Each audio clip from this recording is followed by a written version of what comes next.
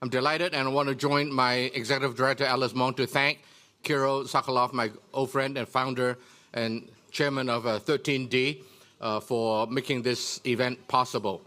Kiril and I probably go back 25, 27 years. I've known him as an excellent investment advisor. He knows geopolitics and geoeconomics very well.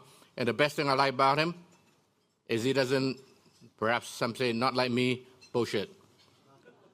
If he has a view, he has a view. If he doesn't have a view, he doesn't have a view. And if he doesn't talk about something, it's probably because he doesn't have a view or he's thinking about it.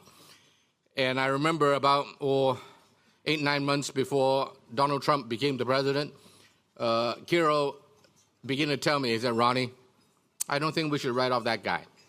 I think that guy have a good chance to become the president of the United States. And sure enough, Kiril, you're right again. But I'm getting used to the fact that you're right many, many times. And we're delighted that you're with us here today and to share your thoughts. Of course, we're here because Professor Graham Allison is going to speak about his book. We all know, Graham, that he needs no introduction. This is the 4th time in the last 2 years that I have found myself in an occasion such as this one to work with Graham on his book and on his thesis. 2 of those 3 times previously were related to the Asia Society.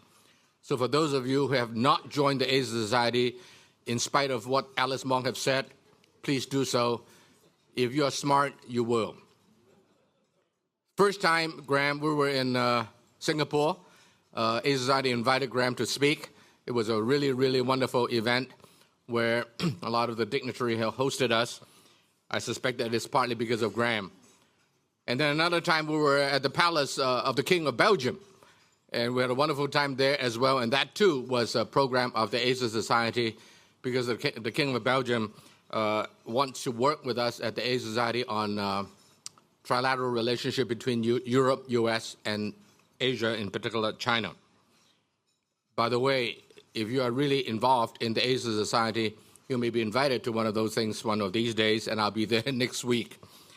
The third time was Eric Lee. Some of you may have known Eric. Eric will be coming here later today. He is a trustee of the Asia Society Hong Kong Center, and he invited Graham to give a talk in Beijing, in which I participated.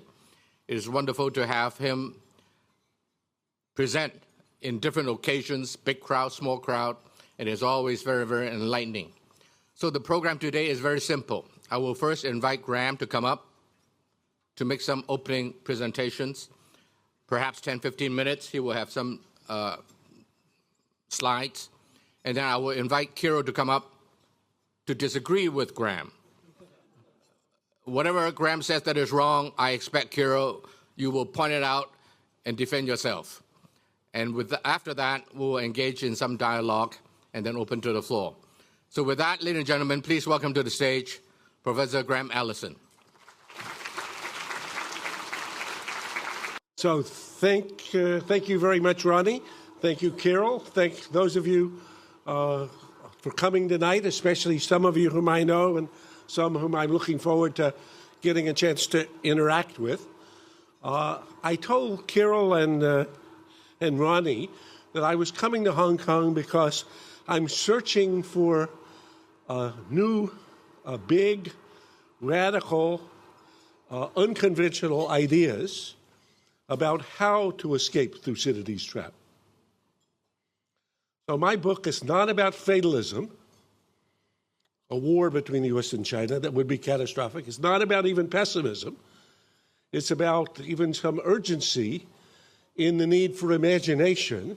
And I think there's rarely a place, or very few places like Hong Kong, where folks are some combination of Chinese and Americans and Hong Kongese and internationals, but are not possible to think of things that are a little different as Hong Kong is from the rest of the world. So I would say I'm hoping tonight and in the conversations that follow, or even some emails, that I'll hear some ideas. We started that earlier today, and Kiril and I have thought of 5 so far, but I need 15 before I go home. So I'm going to take fewer than 15 minutes to first start with, I'll give you 4 bottom lines. So on the trade tiff that's spilling off over into the technology space now with Qualcomm and ZDT, expect things to get worse before they get worse. And if you want a further account of that, I had a piece this weekend in the National Interest, which you can Google and find. Second point, the reason why things are going to get worse was explained to us by Thucydides about 2,500 years ago. And it is that when a rising power threatens to displace a ruling power, one finds a dangerous dynamic in which things like a tariff conflict or even a trade war or even an economic war are not uncommon and are extremely dangerous. Point 3, I was in Beijing just 3 or 4 weeks ago for the China Development Forum. I had a chance both there and in one-on-ones to talk directly to and listen to all the leadership of China below Xi Jinping. And when I got back, H.R. McMaster, who was then the National Security Advisor, who's a friend for a long time and whom I've consulted during this administration, said, Graham, what's your takeaway? I said, well, if Thucydides were watching, he would say, all the actors are right on script, moving, seeming inexorably, towards what will be the grandest collision in history. And finally, to fourth bottom line to show I'm not entirely pessimistic, on one front, North Korea, I think it is likely that the summit between Moon and Kim Jong-un next week will be successful and declared a success. I think the summit that'll follow between Trump and Kim Jong-un, which again you could sell at a high price, opportunities to be a fly on the wall, so it'll be interesting. But I think that's going to be a success. In fact, I outline in a piece that you can read in last week's Politico why I think there's going to be a 6-win solution. And if we come in the questions and answers, we may want to discuss that further. So that's so much for bottom lines. What I'm going to do in the remaining period is 3 things. First, I'm going to introduce you, or reintroduce most of you, I hope, you to a great thinker. Secondly, I'm going to present to you a big idea. And third, I'm going to pose a most consequential question. So the great thinker is Thucydides. Let's see if we can make this work. Thucydides. I know that many people have difficulty with his name. So in unison, 1, 2, 3, 1, 2, 3. Thucydides. One more time. Thucydides. So if nothing else, when you go home tonight, you can tweet or tell your friend or colleague, I met tonight a great thinker, and I can even pronounce his name. Okay? Thucydides was the father and founder of history. He wrote the first ever history book. Its title is The History of the Peloponnesian War. You can go to your web and download the book for free. Just download book 1. Read the first 100 pages, book 1. And if every other page doesn't knock your socks off, check your pulse. So this is a serious thinker. And actually, it's very interesting how fascinated Xi Jinping and Wang Qishan and others in the leadership of China are by this fellow Thucydides and by Thucydides Trap.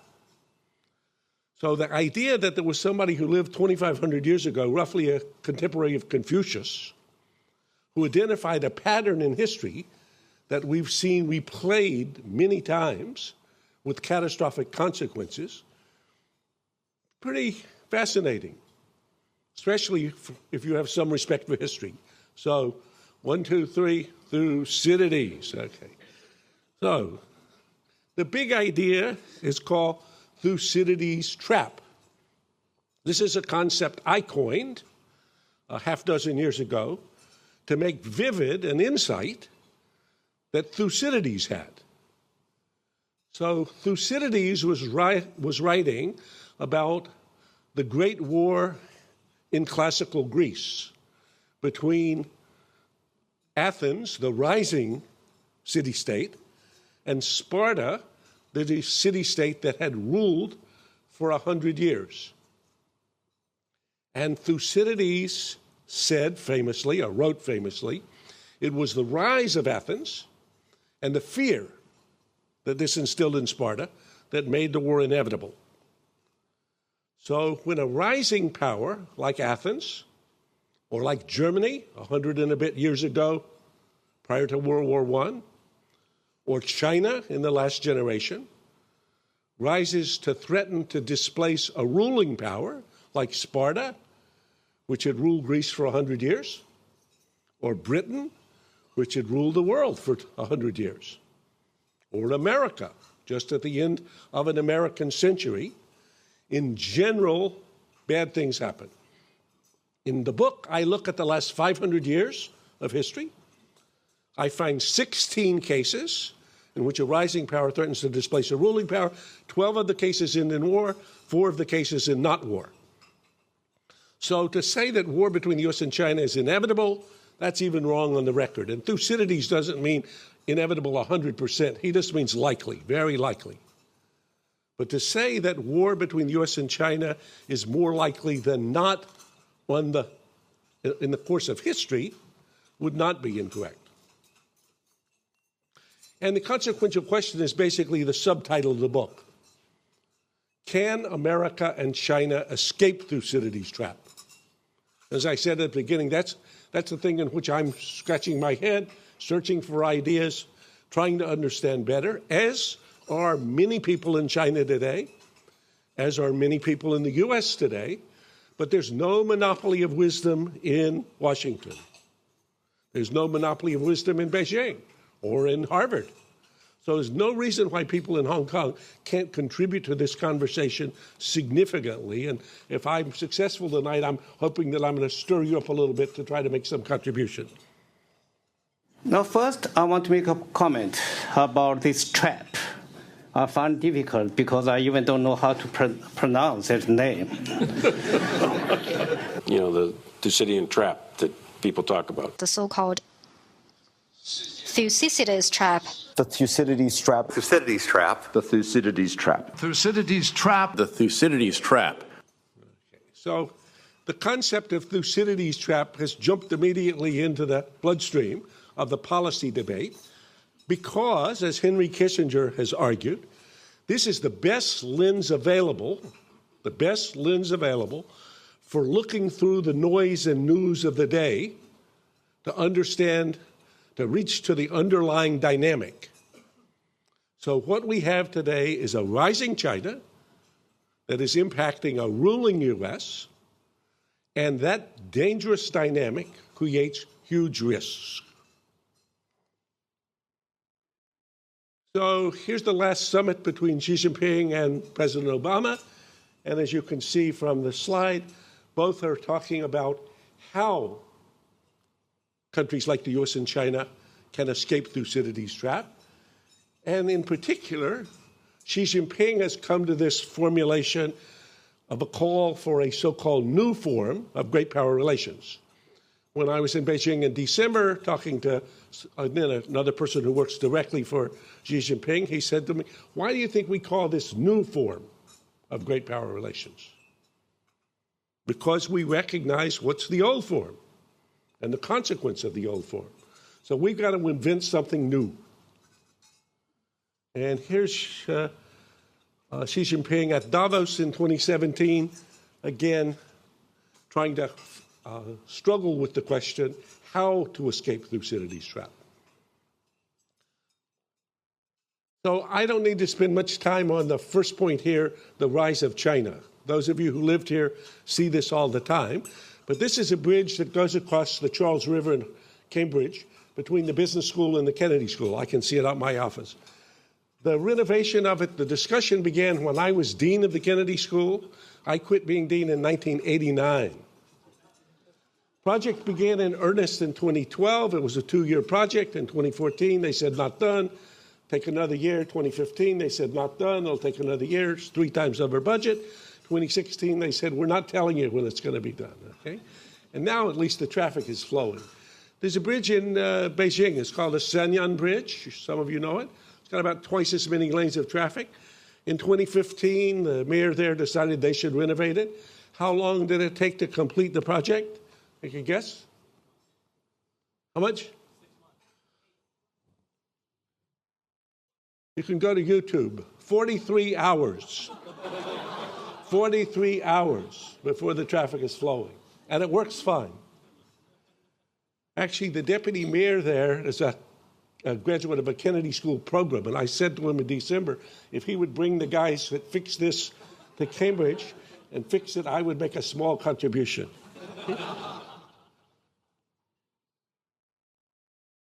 So that's just from YouTube.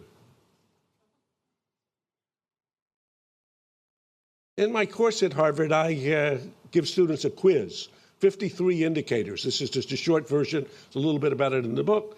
When could China become number one? So the largest manufacturing, largest trading, most billionaires, fastest supercomputers, largest economy in the world.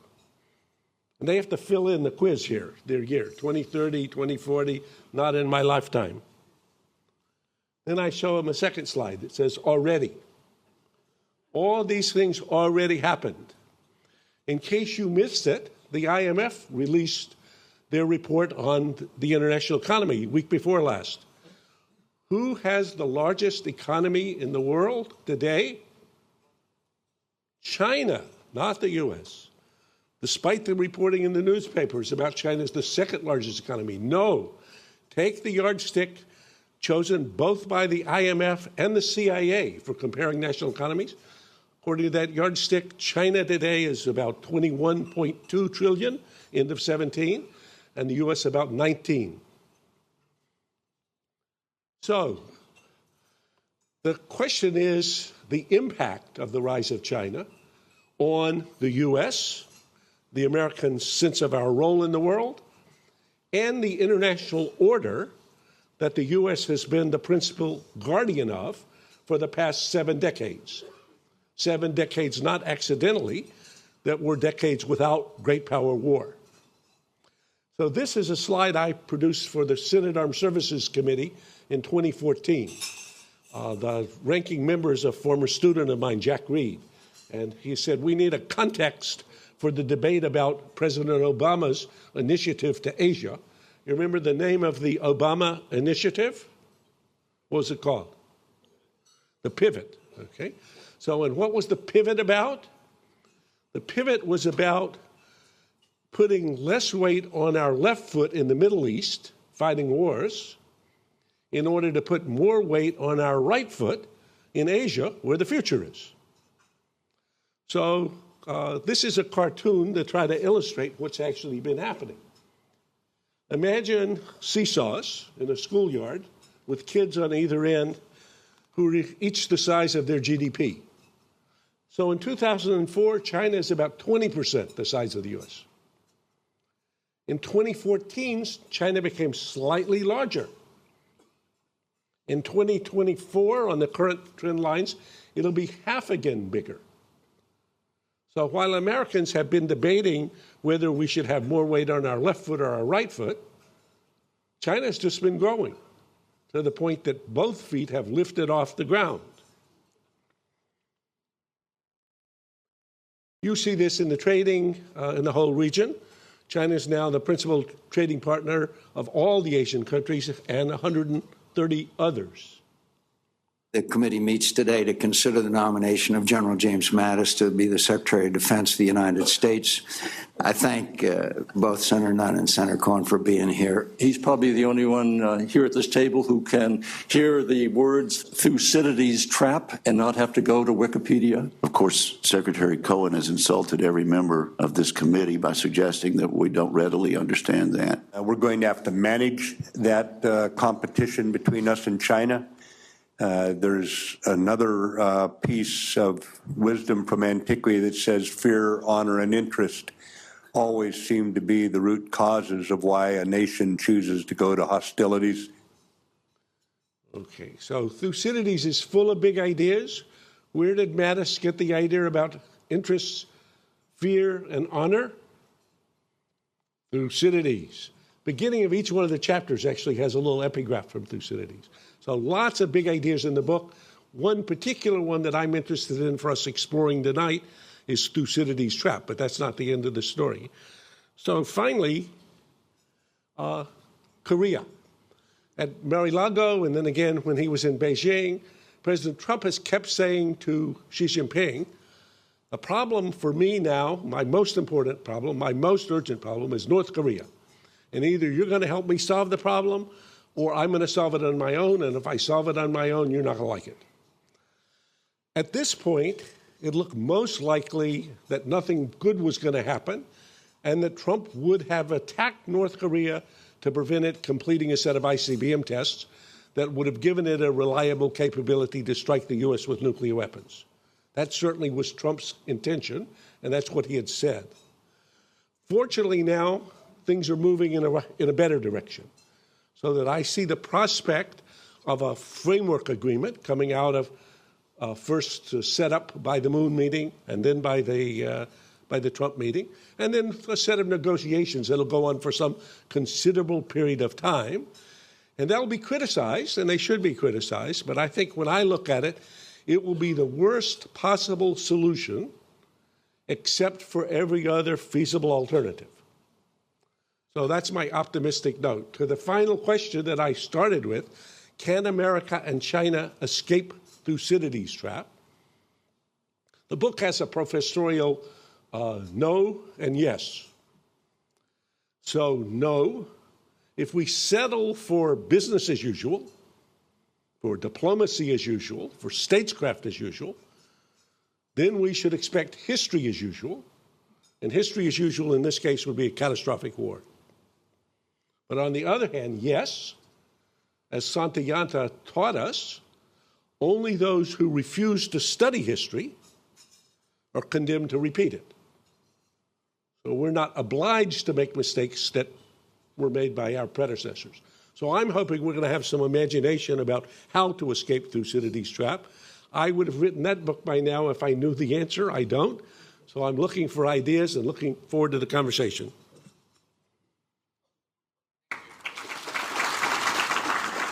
Thank you, Graham. It was excellent, as always.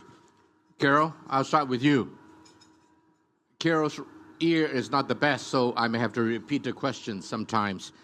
Carol, you agree with Graham? Are you as optimistic or pessimistic as Graham? Where do you think it will all end?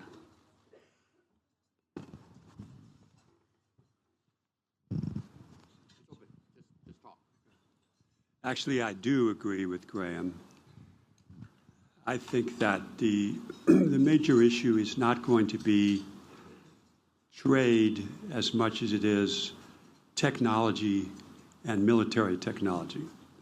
If we think about conventional nuclear weapons, that's a 20th century weapon. It's no longer where the future is. It's the weaponization of space. It's undersea drones. It's hypersonic vehicles. And in some of these areas, China is leading. And then, of course, we have machine learning, and we have artificial intelligence. I call them, they're different things by my definition. And then we have gene enhancement. In many other areas, China is leading. However, there's a wild card here that I would like to introduce that might change the dynamics.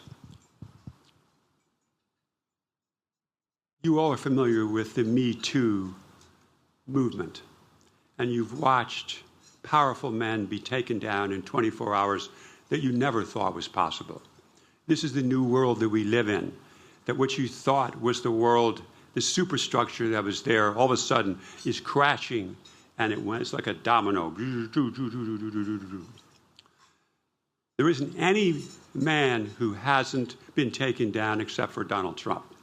He's the only one left. Now, there are 309 women running for Congress this year so far, and there are 50 running for the Senate. And I have an internal bet with our people that these women are going to win. There have been 6 special elections this year. 4 of them have gone to women. There has been a legislative primary in the state of Texas, and half of the wins were women. Now, it's early days. There are 25,000 women who are working with an organization called Emily.com, which essentially is helping a woman who's motivated to change what she sees as the country she doesn't like and the culture she's not happy with to run for public office. These are young women, these are millennial women, these are intelligent, and they want to make change. So let's fast forward to the election. 20% of the Congress is female. Let's say you have, I'm picking a number, another 100 women join the Congress. If the House swings 23 seats, if I recall, towards the Democrats, then impeachment proceedings will begin against Donald Trump. I'm just calling the reality. I'm not taking a stand here at all. As you know, I'm just here to tell you what I think could happen. I'm also told from a very good source that there are 20 Republican senators who would vote in favor of impeachment at the present time. So this is a situation that no one yet has focused on, and this could change everything. So what would the Congress be like, leaving Donald Trump out of it? What would the Congress be like with a huge influx of women that could be the biggest political movement in a generation? It would be much different. Do women want to send their sons to war? I don't think so. Do they want to engage in foreign adventurism? I don't think so. They want to fix the educational system in America, which is the worst of the major developed countries. They want to stop school shooting and make them safe. They want to end the opioid crisis. They want to fix what's wrong with America. And a lot of men, I'm told, are coming up to these women and saying, I like what you have to say, I'm going to vote for you. And the women may tell their husbands, maybe you should stay home this voting day. Otherwise, no dinner for a couple of months, right? So this is we're now 6-7 months away from the election. As Ronnie mentioned, I did call the Donald Trump election correctly because I saw the people who'd been left behind, and I knew they were going to vote against the existing power structure and the elites that had abandoned them. The women's movement is more powerful. There is huge anger. We can't underestimate how it's going to change America and eventually the world. All I'm saying is this could just change this dynamic, and we have to be open to it, and this could put off this confrontation, which, based on history, is inevitable. And more importantly, based on the differences in culture and belief between America and China. So America believes there's one truth. It's democracy, it's human rights, it's free enterprise. In China, they are proud of their unique cultural differences. They don't want to be part of the American exceptionalism spreading its model. That is a huge difference from the past and makes this much more risky. And then you add to that military superiority as a possibility with the advanced technology, and you have China that has three advantages. It has a late mover advantage, meaning that they can leapfrog over the existing legacy systems to move right into the latest technology without any problems of legacy hindrances. The second is China is developing technology that doesn't have a commercial application, which doesn't happen in the United States at the moment. When DARPA was up and strong, it did exist.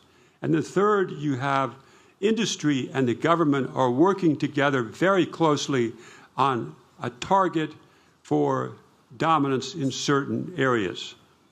So anyway, that's my thought of it. Well, okay, let's take your last point. Graham, why is America so fearful? You used the word fear just now. The existing power fear something.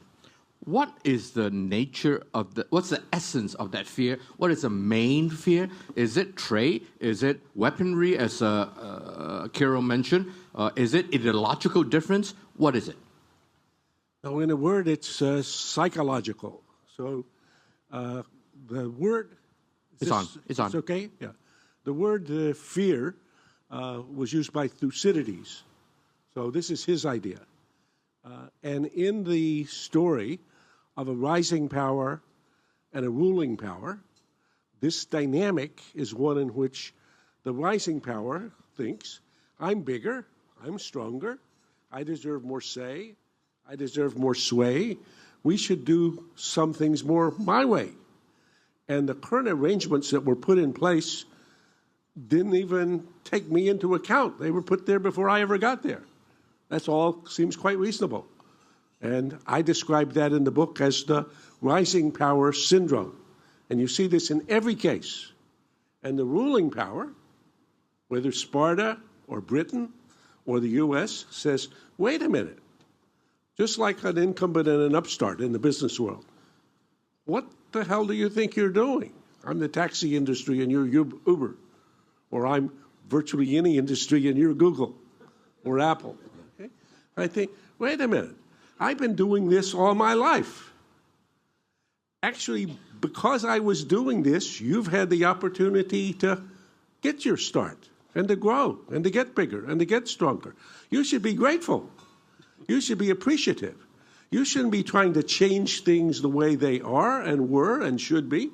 This is natural. So the fear that's instilled in the ruling power is completely normal if you think of it in psychological terms. And then it can get to be exaggerated because, again, the Greek language has these wonderful progressions. After fear comes paranoia.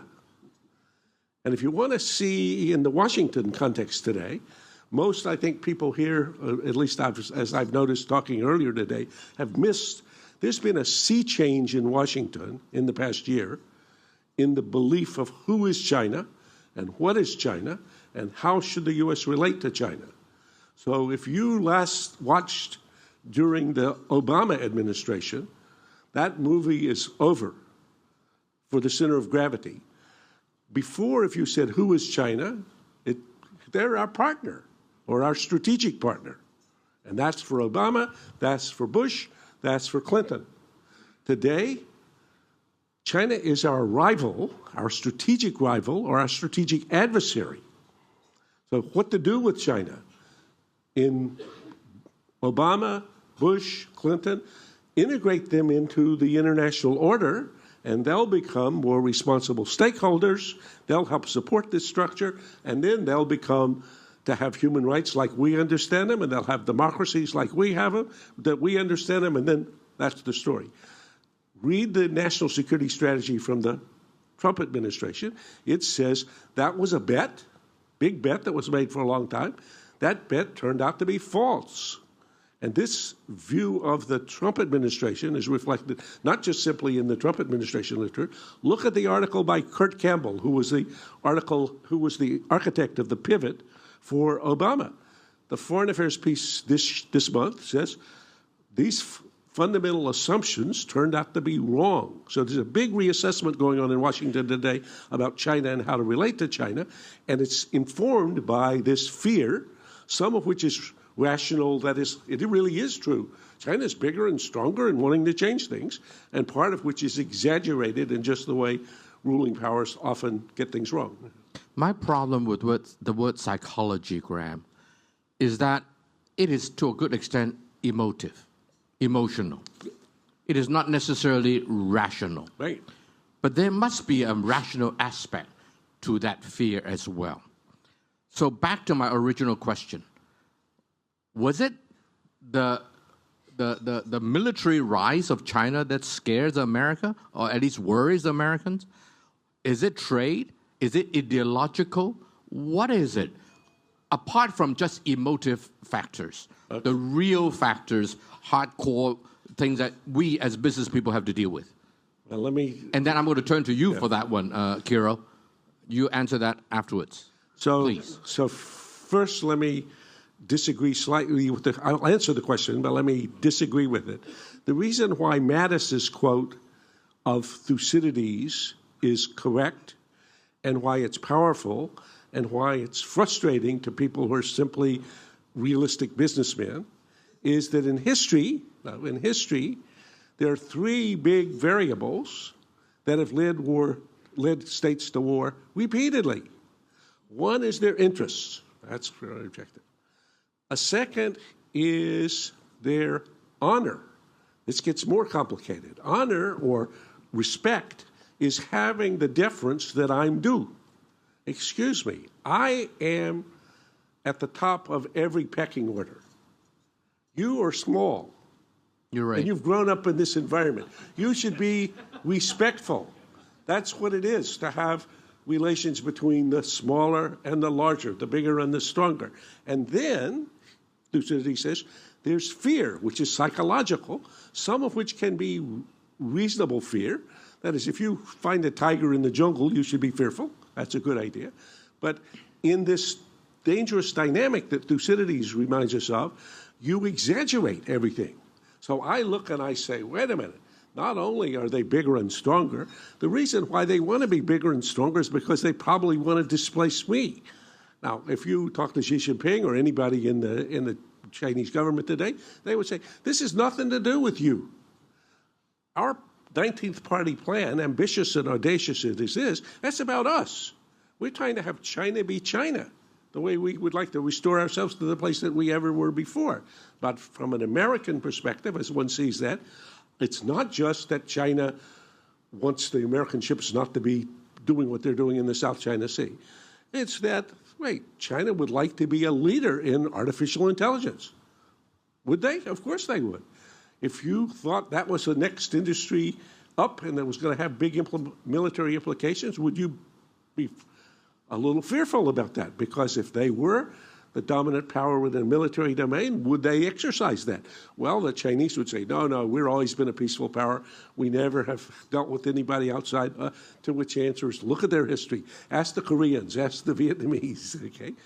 They spent thousands of years, or hundreds of years in the second case, dominating these countries. I don't think China has aspirations to be occupying anybody else's territory, but it does aspire, understandably, to be restored to what it thinks is its natural place that it exercised for all of history in their story, until a couple of hundred years ago when these Westerners showed up with their technologies to exploit them and humiliate them. And I think we're becoming big and strong again, and we would like to get back to the way things ought to be. And so I think it would be nice to be able to say to them, oh, this is just a misunderstanding. I don't think this is just a misunderstanding. I think there's a real conflict of interest in many areas. There's a real conflict with respect to honor or respect and deference. And there's a difference in the psychological or emotional domain. Yeah. Well, Kiril, what do you say? I'm getting nowhere with the professor, so maybe you as an investment advisor. Well, I have money manager clients, and some of them are American. And I've been bullish on China since I first came here to invest in 1992. And there have been times you want to invest and times you don't want to invest, but generally I've been bullish. So if I try to speak to an American from, let's say, 2007 until maybe a year ago about China, no one wanted to hear it. You couldn't have a conversation with them. They were emotional, and so I stopped talking about it. So I thought about it for a long time. Why did they have this fear? And it's because there are 1.3 billion people who are working incredibly hard, and it's like they have this subliminal desire for China to crash. That's why there's all this conversation there was for the last 10 years, overbuilding, Ponzi scheme, too much debt, it can't go on. It's because of this subliminal desire that China should crash so it won't be a problem. So that's part of it. About 2 years ago, I started to tell my clients there was going to be a re-rating. So China was down here, Europe was here, and America was up here. I said there's going to be a re-rating. And China will be seen to be not a Ponzi scheme, but the great growth market that it really is. The euro will hold together, and the EU will be seen as a place to invest. And America will be seen as flawed. And that is exactly what's happened. And the turning point was, and I'll tell you in a second, if you drive across the United States, you get to the Continental Divide, but you never know when you pass it. And the Continental Divide are rivers flowing east and rivers flowing west. It's not like there's a line saying you've passed the Continental Divide. So the moment of the turning point when China became a real threat was, to me, Davos and Xi. 2017. Yeah. February. So here we have Trump has just taken over. He's saying, I'm withdrawing from TPP. I'm going to leave the Paris Accord. I don't want to buy from you. I'm going to beat up Mexico and Canada on NAFTA, and I'm going to take China on. Xi is saying, I believe in the environment, I want to buy from you, and I believe in free trade. And it was a magnificent moment of great strategy. And that, I believe, was the crossing of the Continental Divide. So China went from being a Ponzi scheme in people's minds to, oh my God, they're real. We got to worry about them. Now, every day, you're reading about China being more advanced in this technology and that technology. We write about it all the time. Whether it's actually true or whether it's almost true, there's a lot of truth to it. And the reason is because innovation is deemed to be only American. But if you look at the innovators, half of them are immigrants, and Trump wants to keep them out. We have a big Indian office, and they say the H-1B visa applications in the United States are down by 50%. Pre-Trump, they want to stay home. And China could become a hotbed of attracting global talent. Robert Kwok, the founder of Shangri-La and the Sugar King, wrote his autobiography. He's 95 years old. And he said that the greatest entrepreneurs in the world come from South China. That's absolutely true. If you look at Southeast Asia, who dominated the trade the last 300 or 400 years? It's the South Chinese entrepreneurs. You look at this room, you're all from South China, right? I mean, China is an entrepreneurial hotbed. Added to that is my theme that countries come alive at various points. Think about Renaissance Florence, a town of maybe 2,000 people. 100 artistic geniuses. Don't tell me that somebody taught them how to be a genius. They were set on fire by something. And then we saw the same thing in Germany. We've seen the same thing in France. We've seen the same thing in the UK, the same thing in the United States. It's my belief that China is on fire in entrepreneurial ability, innovation, passion, and President Xi at the Party Congress said that very thing. Let me go back to Trump. Graham, you mentioned that Clinton, Bush too, Obama, they were all more or less considering China as a not partner, but at least not an adversary. Oh, partner. How much partner? Okay. How much of it is Trump that really pushed the thing in, shall I say, the wrong direction, and then everybody just buy in, and you have some hardcore people like Kurt Campbell, my friend, in the Obama administration, then re-examine himself and say, I was wrong, our premises were wrong, perhaps Trump was right. No, not perhaps, Trump was right. It's pretty, honest, bold of him to say that I was wrong. So how much of it is because of Trump? If it has not been for Trump, would it have been a little better? The process might have been prolonged a little before it get to where we are today? I would say that fundamentally it's not about Trump. Fundamentally it's about this awakening to a China that has become bigger and stronger that Americans are just slowly waking up to. And I think you can see this now across the whole policy spectrum, of which Kurt's piece is a good example, but you can see this right across the political spectrum. So when I was in Beijing, again, I mentioned 3 weeks ago, one of my friends there said to me, he said, Graham, what's happened in Washington? People seem to have lost their mind. So I said, well, that's a frequent comment in Cambridge as far as, but what do you mean in particular? He says, with respect to China, what the hell is going on?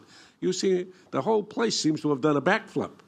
And I said, well, I think that's right. Where do you see this? He said, who gave the loudest shout out for Trump's tariffs against China? I said, I don't know who. The Democratic leader of the Senate, Chuck Schumer. So basically, this is just, now what's going on? It's hard to tell.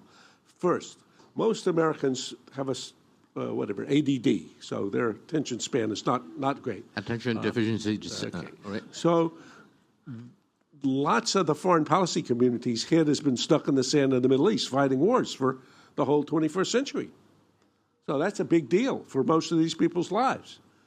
So now they're up looking around a little bit and thinking, whoa, here's a giant panda in the room, and nobody even told me. Nobody consulted me.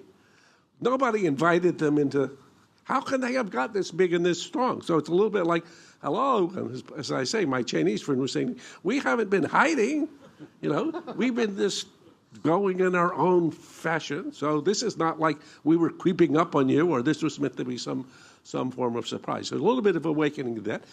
Awakening in the context of the Thucydidean dynamic. I want to keep going back to this. Unless one sees how deeply rooted this is in structural conditions that have played themselves out 2,500 years ago and 500 years ago in Spain versus Portugal and 200 years ago and 100 years. We've seen this story before. The storyline is very clear, and the elements of it, which seem strange, because if you were to go back 100 years ago, just before World War I, it was not hard to figure out that war between Britain and Germany would be catastrophic. Indeed, the best-selling book in Europe in the whole decade before 1914 was a famous book by Norman Angell. It's called The Grand Illusion. And it said, war cannot happen anymore because the victor will lose more, even though he wins, than he expended in the course of the war. So many people go, okay, if war is, if you know that it's a losing proposition, who would fight a war? Which answers only Britain and Germany and all the other powers of Europe in the context. So I think that basically you've got this dawning awakening, and I think Trump has offered his own color to the matter and his own sort of extreme formulation from time to time. But overall, it's deeply rooted, and it's very, I would say, extremely dangerous, because for Washington, which has trouble focusing its mind anyhow, the notion of an enemy is at least a category that people can recognize. And externalizing one's problems by blaming somebody else is, again, a deep historical pattern. Yeah. Well, Graham, you scared the heck out of me, because I thought that with nuclear arsenal on both sides, given mutual assured destruction, that perhaps nuclear would become a deterrent. But what you're telling me is perhaps nuclear deterrent is not there.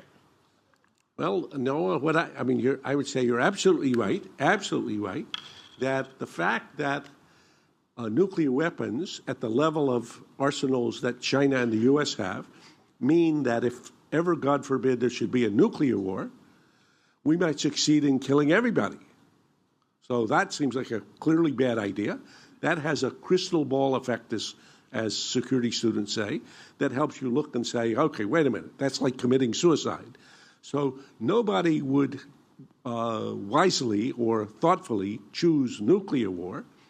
The question is whether you could have a choice about whether Kim Jong-un should be able to test ICBMs in such a way that he could attack the U.S. with nuclear weapons.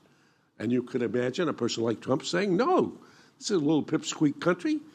Why should they be able to threaten American cities? And if I have to attack them in order to prevent this, I'll do it. And then he attacks them, let's imagine. And now you have a second Korean War. So everybody should go back to their history books and remember what happened in the first Korean War. In 1950, the furthest thing from Mao's mind was to go fight Superman. America had just dropped atomic bombs in Japan 5 years before. Mao had just barely consolidated control over the mainland. He did not want a war with the U.S. The U.S. didn't want to fight China. It had had a chance to get involved in the Civil War if it wanted to, and decide, no, do not fight on the Asian mainland. Those turn out badly, okay? That was wise advice. Lo and behold, though, North Korea attacks South Korea, almost captures the whole place. U.S. comes to the rescue the last minute, pushes back without thinking right across the 38th parallel towards the Chinese border. Chinese come into the war and beat the Americans right back down to the 38th parallel. So that's a war that nobody chose, quote, nobody wanted a war between U.S. and China, but such a war happened. And I think that while nuclear weapons are another, fortunately, cautionary element, anybody who thinks that they mean, therefore, there could not possibly be a nuclear war should go back and study the Cuban Missile Crisis, about which I wrote a book earlier.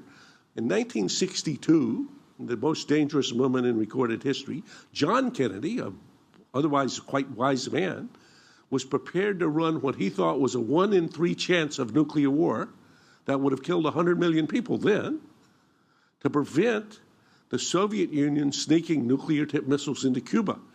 So you go back and look at that and you say, wait a minute, do that again for me on an expected value basis. Here's the guy putting nuclear-tipped missiles in Cuba. He already has nuclear-tipped missiles in the Soviet Union that can attack you. And you're going to take a 1 in 3 chance of killing 100 million people? The answer is yes, okay? So that's only to say it's a helpful factor, but not decisive. Kiril, I like business people, I like investors, they are more rational. What's your take on that same question? Well, let's look at machine learning, which is probably the most interesting technology in the world, at least to me. So it's a machine that teaches itself. So obviously, Deep Blue was going to beat the best chess master. No surprise. Chess is a memory game. But about 1.5 years ago, Google's DeepMind developed a machine called Alphago Zero. And it beat the best Go player 4 games to 1, which is a huge shock to Asians particularly because they understand how Go is a game of intuition. But those of us who study this, we said, oh boy, this has changed everything. So last fall, DeepMind launched AlphaGo. You know, these names are all the same, but essentially it's a different machine. And all they did was to give the machine the rudiments of how to play chess. They didn't teach it, they didn't program it, and it learned in 30 hours 1,400 years of chess history and beat all of the best chess-playing machines 50-0. And those who studied the game said, this is the best chess game ever played in the history of chess. Because it was different. It was only about winning. So there was huge losses at the beginning of major pieces that shocked the chess experts. Now let's go forward. Let's think about what this means. This means that whoever controls these machines will look at the problems of the world strategically, militarily, with a different slant than has ever been looked at before. So the worst thing that could happen in the United States is an EMP attack. An EMP attack is if you set off a nuclear weapon above the United States, every single piece of electronics would be destroyed permanently. The grid would be down. There would be riots. It's generally acknowledged that there's nothing worse outside of a bubonic plague that could happen. And the or a real nuclear war. Yeah. Right. So, you know, imagine that you were Russia or you were Iran, and you have such a machine that is more advanced than AlphaGo. And AlphaGo is not the most advanced. It's just the only one that went public because those who created it wanted recognition. So we have no idea where various countries are, and the rate of acceleration is so astronomical. What happened 3 months ago, we just have no idea where it is now. So let's say you're Russia. How can we create the impact of an EMP attack without setting off a nuclear weapon? I'm told that this technology exists.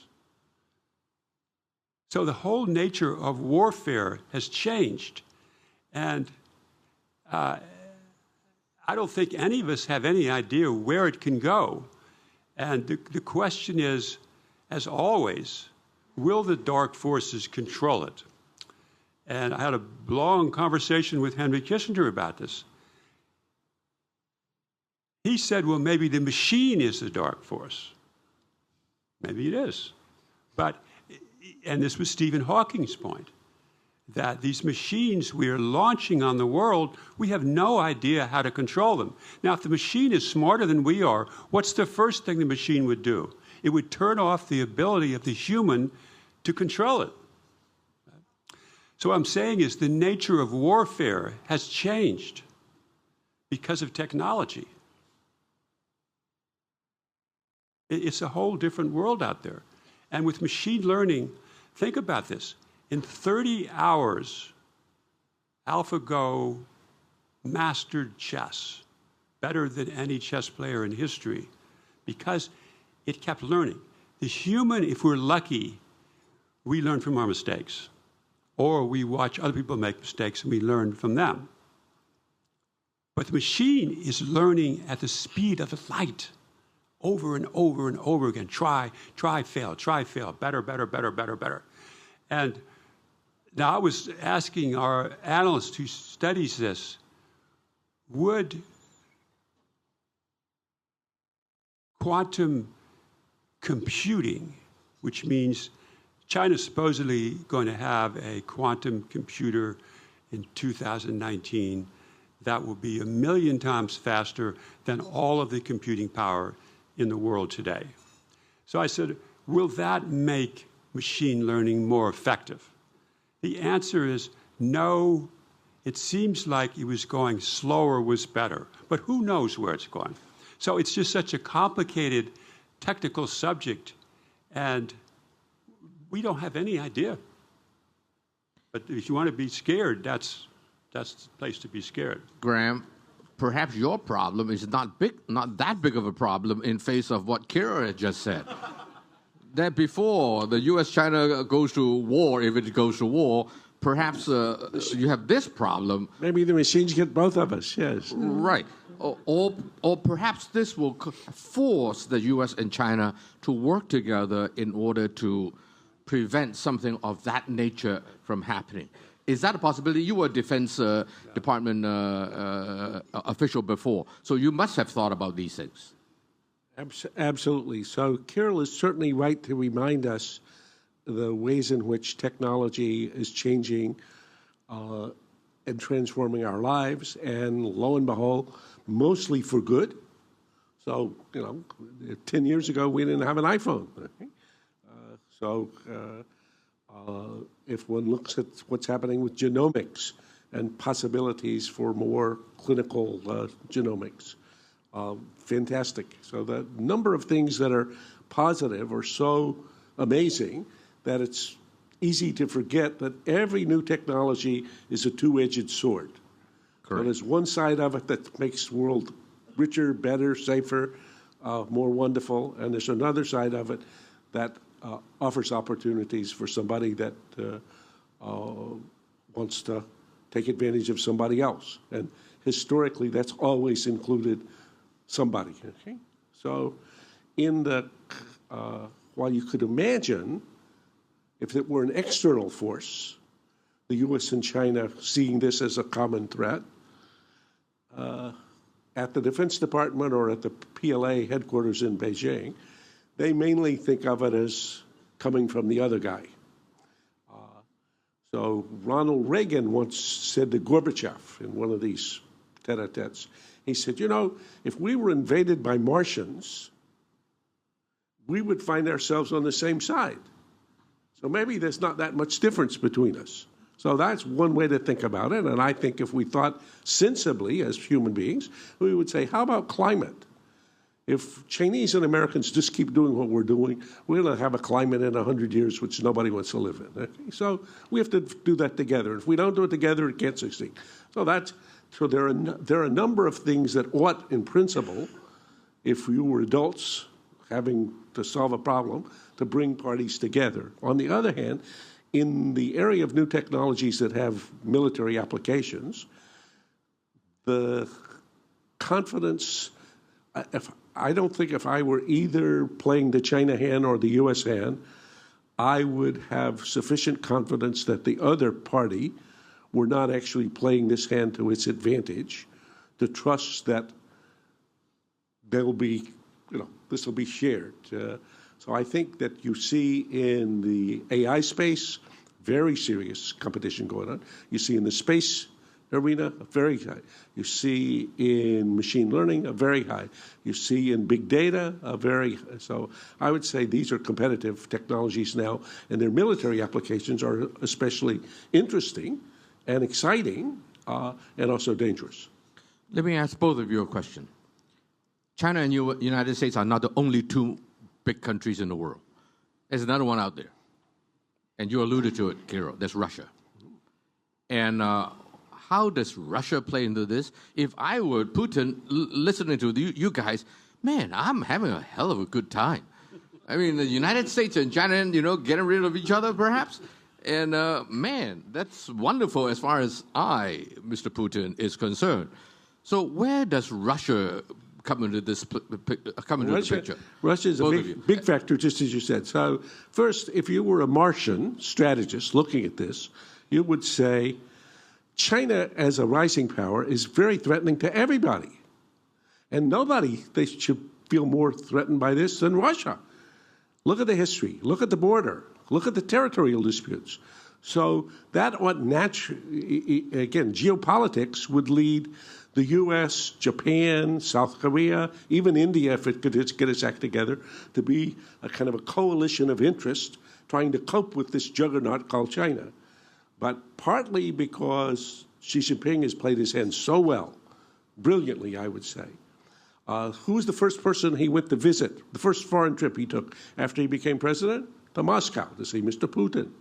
Who's the person he talks to most regularly? Mr. Putin. Who's the person that pops up at every event in Beijing right after Xi does his speech? At One Belt, One Road, who comes next? Putin.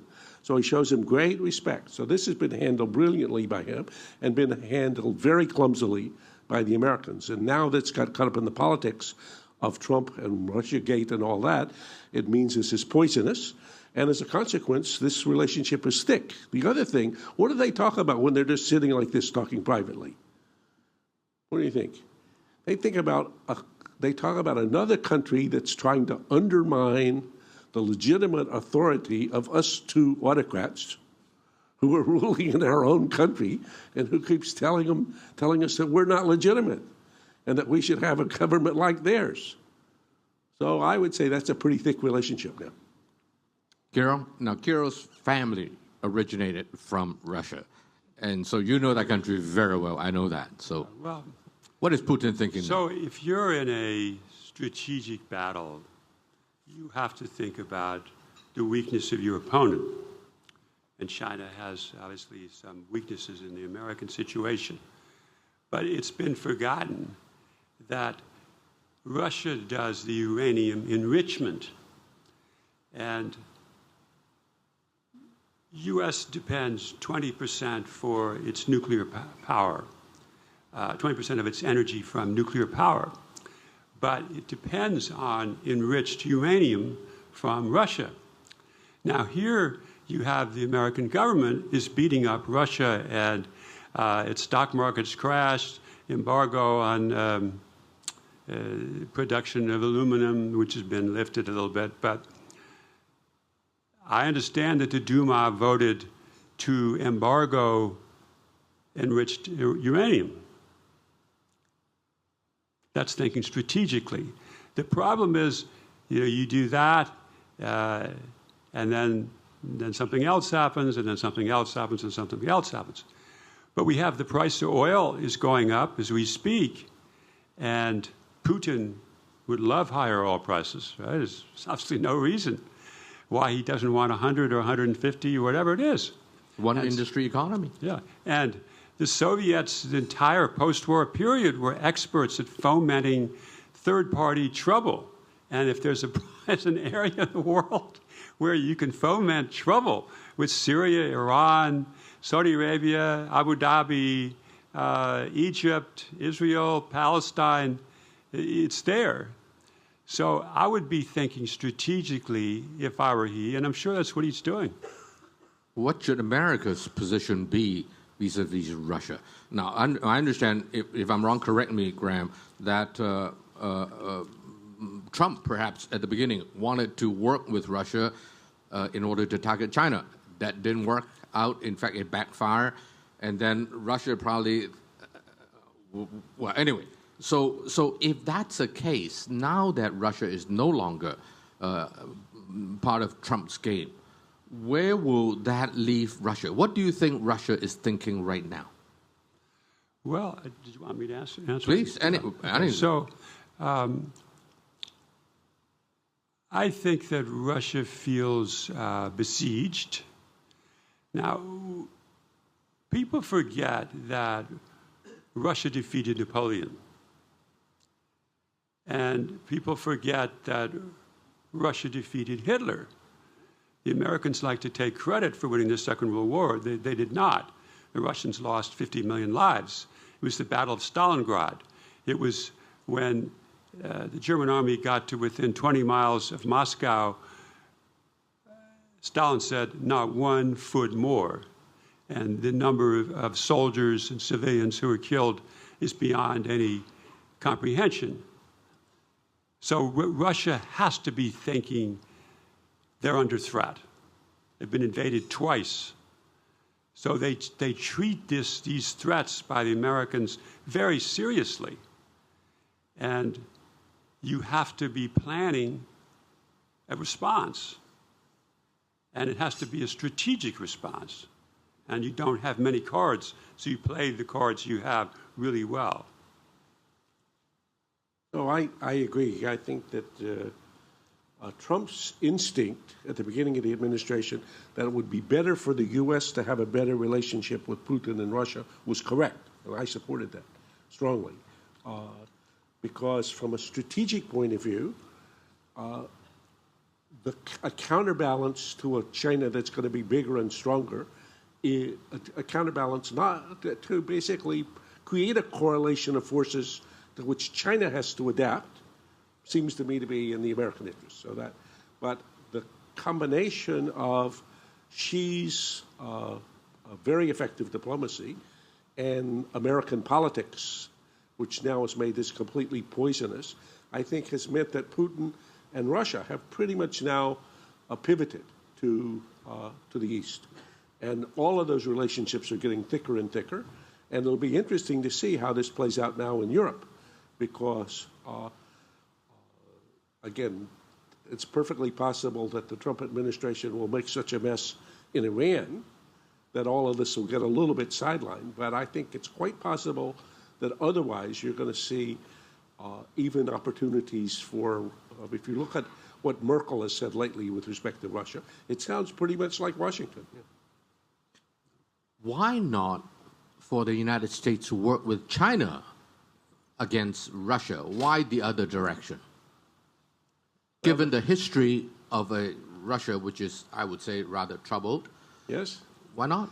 And China-U.S. relationship has always been good historically. Well, if we go back to the story of the relationship between the U.S. and China, again, it's a long story. You were showing me a book of 200 years. But why China was initially part of the communist bloc. The opening to China was about one thing, only one thing. The enemy of my enemy is a friend. Right. So this was about defeating the evil empire. And in the defeating of the evil empire, we were prepared to do whatever. So that was the story until 1991. Cold War's over. Victory in the Cold War. Soviet Union disappears. Now, what's the basis for the relationship? What's the strategic rationale for a relationship between the U.S. and China? The theory of the case was, well, now we've entered the period of the end of history. So everybody is going to be a free market democracy, just like us. And all we have to do is welcome China into this international community, and pretty soon it's going to have a market economy, and it'll grow rich. Then it'll have a middle class. Middle class will want rights. They're going to have rights. They're going to have law and order. They have law and order. They're going to have democracy. And if they're democracy, Tom Friedman's version of this, they're going to have golden arches and McDonald's, and two countries that have McDonald's can't fight each other. That's what he writes. Go look at the Flat Earth book. That's exactly what he says. You think, what? Okay. In any case, that was the theory of the case. Well, people have awakened over time. If you listen to the 19th Party Congress, Xi Jinping says, no, I don't think I want to be just like you. I think we're Chinese. We don't want to be Americans. We want to be Chinese. As I quote Lee Kuan Yew in the book, China wants to be respected as China, not as an honorary member of the West. So they don't want to be like Japan and Germany. Actually, they weren't defeated in a war. They weren't occupied. We didn't write their constitution. And besides, they have a long culture. They think that they were doing pretty well for 4,000 years before we came to give them instructions. Okay? So as you wake up to that fact, the proposition that says, okay, well, we can just deal with this big, new, stronger China and a Russia that's resurgent and angry and ornery, but not as powerful. I think it's pretty hard to make them to be the boogeyman. Yeah. But then, do you expect, as an American, that Russia will one day become democratic and wealthy? You know, well, yes, with the same value we as we thought do. that too. No, that in Fukuyama's end of history, everybody was going to be this way, including Russia. And actually, Russia made a start. If you look at the Russian democratization under Yeltsin, his first objective was to bury communism. He hated communism. And Richard Nixon said, wait a minute, I'm a diehard anti-communist, but I'm not anti-Russian. This is not about Russia. This is about this evil ideology. Okay, so that was the hope in the Russian case too. Now, then a lot of other mistakes were made, and now we are where we are. But the fundamental premise of the United States, and Frank Fukuyama himself would be the first to tell you that perhaps he was not exactly correct. It was a little romantic, yes. Yeah, it's a little romantic. So if that's the case, it's a choice between choosing Russia versus choosing China, perhaps against the other party, right? So you agree that the United States should work with Russia against China? I think not for warlike purposes, but for if you were just thinking of strategy 101 per Kissinger, let's say, it would be if you have a strong rising power, if you could have a coalition of forces whose interests were impacted by that rising China, that could include U.S. and Japan, and as I say, maybe India, if it ever got its act together, and Australia and Russia, then China would be taking more time to adapt and adjust to that set of standards. So you can see this in every arena, though, to the extent that China sets the standards or China writes the rules, there'll be China rules. And Americans would prefer to have American rules. So we can work that through, every one of these domains. So I would say that would be, if you were apart from the politics, but the politics of Russia today is paranoid in the U.S. If you want a good picture to help you understand I know you know the U.S. very well, but most Americans certainly don't appreciate the wonderful insight in the article and then book by Richard Hofstadter, a famous professor at Columbia University. He wrote in the 1960s. It's called The Paranoid Strain in American Politics. And he demonstrates that right from our beginning, we've had part of our DNA has been a paranoia about foreigners and their interference in our internal affairs. And you could certainly see that in the Russia story today. You agree with him, Kiril? You think Russia is a better partner potentially for the United States than China was? Well, I think that we have to deal with pragmatism, and for some reason there is this Cold War going on, and there is this visceral hatred of Russia and Putin. I don't quite understand it. If you look at Crimea and Ukraine, and you look at the history of invasions, and you look at the promise that Reagan made to Gorbachev about not expanding NATO, that Putin had some reason to do what he did. But that's one of the problems, is that people don't read history, they don't understand where people are coming from. And that was the turning point, crossing the transcontinental divide, when the world started to turn against Russia because it now had gone back to its old status. So I don't see that mentality changing as much as one might like it. And it's unfortunate, but that's the reality. So Putin has only a few cards to play. But then that may mean that America may one day be facing two enemies instead of one. Correct. Correct. And then if you read the Trump administration's national security strategy, and if you read Mattis's national defense strategy, those two documents, everybody should at least scan or read the short version of it. And I would read, if I was reading a third document, the annual report of the special trade representative. You can see there are two new strategic rivals that almost get used in the same sentence over and over, as if they were Tweedledum and Tweedledee. And they're both Russia and China. So it's not like we need, one enemy, we need two enemies. Okay? And I think, and myself, I don't subscribe to this theory, but I'm saying that's where we are.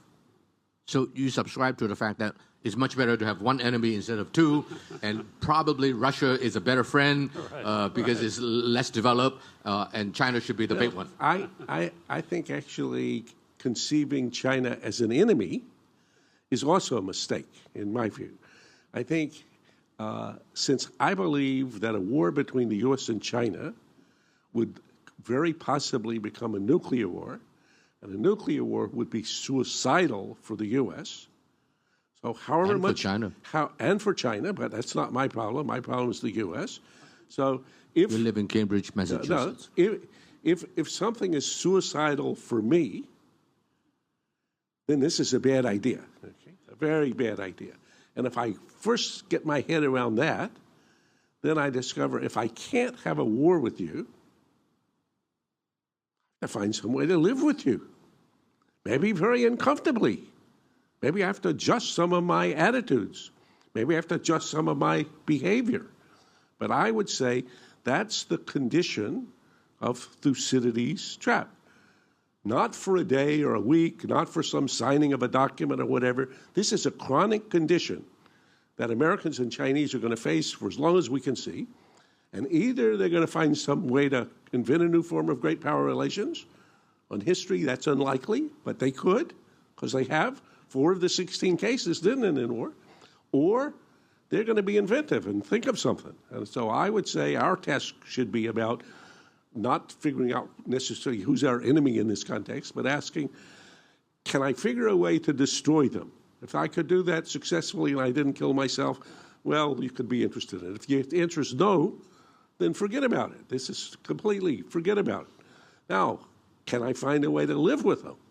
Oh, well, that would be uncomfortable. Well, if the alternative is dying, that's not so bad, yeah. What's the possibility of that? Or flip that. I asked Graham in front of 100 students who are now listening to us at the Robert Miller Theater up there. What do you think is a chance? Give me a number. 10%, 20%, 50%, 80%, 90% chance that something really untoward should happen to the U.S.-China relationship, that they will fall into the Thucydides trap. Well, I've said it, and I say in the book, that I think it's much larger than is generally appreciated. So, and I don't have a specific number, but if you said, is it at least 20%, at least 25%, I would say over a decade, I would say yes. So I would say a real serious chance, but I think one that we can address and that we should address, and that if we were wise or intelligent, we would address. If you imagine, back to your business kind of analogy, or you just imagine 2 adults. Imagine the word adult supervision in this picture. Actually, in my course at Harvard, I have an imaginary figure who's called the Martian Strategist. This is a lady, okay?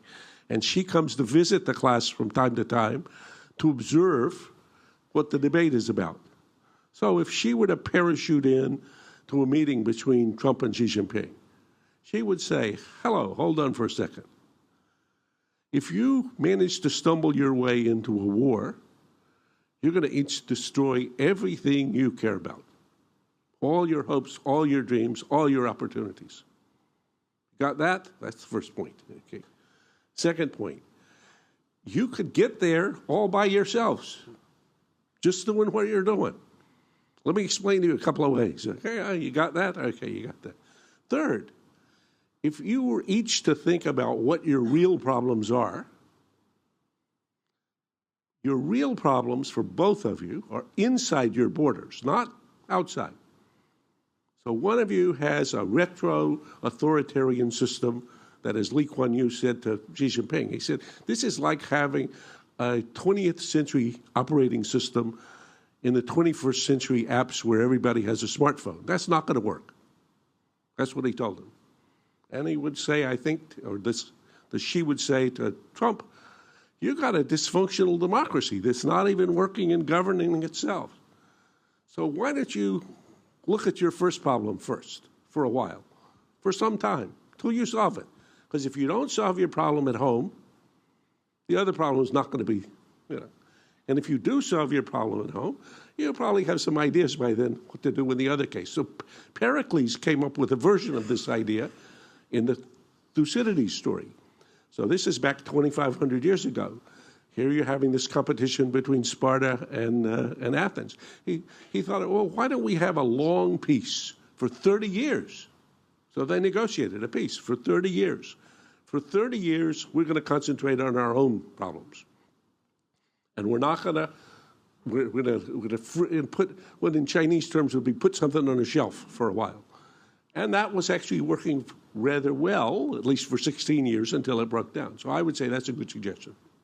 Your second point from the Martian lady, she said that either one of you could muck it up all by yourself. You think the chance of America mucking it up is bigger, or the chance of China going its own way and muck it up by itself? Who do you worry? Who do you worry? I worry about both. I think that, again, back to Thucydides. I don't want to keep this be like I'm stuck, but I would say that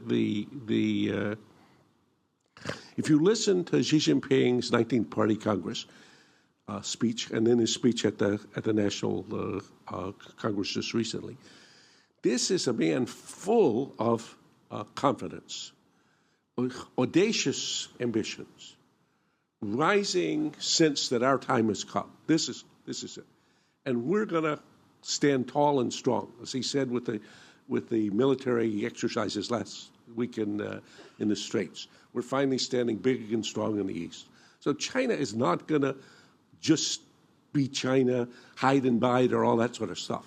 And if there were a Tiananmen-like event in Hong Kong, I believe he'll shoot however many people are required.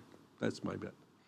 And if Taiwan should try to become independent, I think he'll destroy Taiwan. That's what I would bet. So I don't think you need to destroy Taiwan to destroy Taiwan. No, but I'm not in favor of either of these ideas. I'm just saying there's a Chinese piece of this. Yeah. In the American case, I think with respect to Trump, you certainly have somebody whom, if the North Korean story goes badly, could very well order an attack on North Korea, which then could cause a second Korean War, in which China and the U.S. could ultimately find themselves fighting each other. I described this in the book on 5 Paths to the War. So I think, unfortunately, we have 2 candidates that could get us there. Well, let me give you one scenario, Graham. He and I were together in Beijing, a couple months ago. And there were 2 PLA generals there, and that presented a possibility.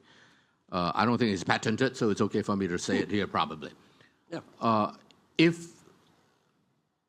Trump were to really get nuclear with North Korea, and North Korea knows that they don't have the ability, let's face it, to really destroy San Francisco or even Alaska, although they may try. But once they know that they are going to get destroyed, the worst scenario, perhaps, is for them to detonate their own nuclear devices, 3 of which are very close to the Chinese border. Right. And when that happens, China is sunk. All my investment in Northeast China will be sunk. South Korea will be sunk, and indeed much of the world, as the windborne nuclear material will go around the world. And that will be an international, it will be a global disaster. And the United States would have to bear the consequences in some ways, because you're the one that attacked. Right. And how will that play into the consideration of Washington, D.C., or they don't give a damn? No, they give a. If you were at the Defense Department talking about scenarios for this, people look and say, wait a minute. If we attack North Korea, so Trump has said, give me a menu of options. They've given them a menu of options. There's 6 options. At the bottom of it, you just attack the launch pads in North Korea so they can't launch any more ICBMs, so they can't complete their tests, so they don't have a credible threat to hit San Francisco. But they go right up to make the place disappear, okay? All of those are possible. Not hard. All of them are possible.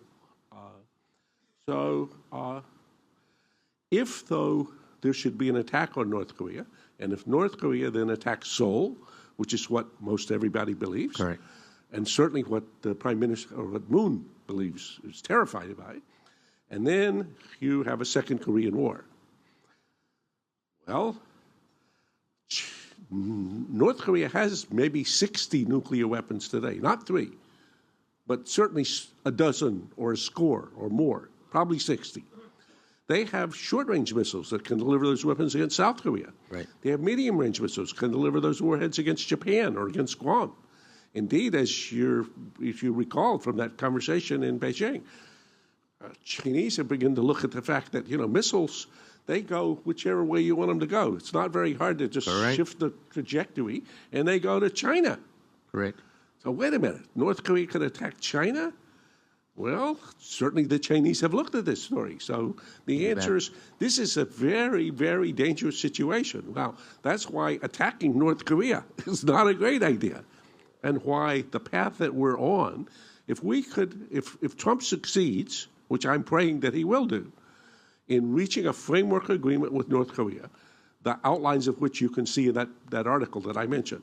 Basically, it'll say we've agreed to the denuclearization of the Korean Peninsula and to the elimination of threats to states on the regime and to the normalization of relations and eventually to a peace treaty and maybe to the reunification. So that's going to take a long time. And then you start negotiations, and it goes for a year or two. I'm not quite sure where those negotiations end, okay? But I'm sure that in all that time, we're not attacking them. And they're not testing ICBMs. So we don't have a war. All that's good. So that's where I am with respect to that space. And I think Chinese are looking at this and say, wait a minute, this is extremely dangerous. And I say, I met with somebody who is as influential a military person in China as there is, okay? And I said to him, I think actually we made a terrible mistake, we Americans. We should have said to you back 20 years ago, we don't really care whether North Korea has nuclear weapons. We don't care whether South Korea has nuclear weapons. We don't care whether Taiwan has nuclear weapons. So you pick whichever rule you want for your ally. We'll follow your rule for our ally.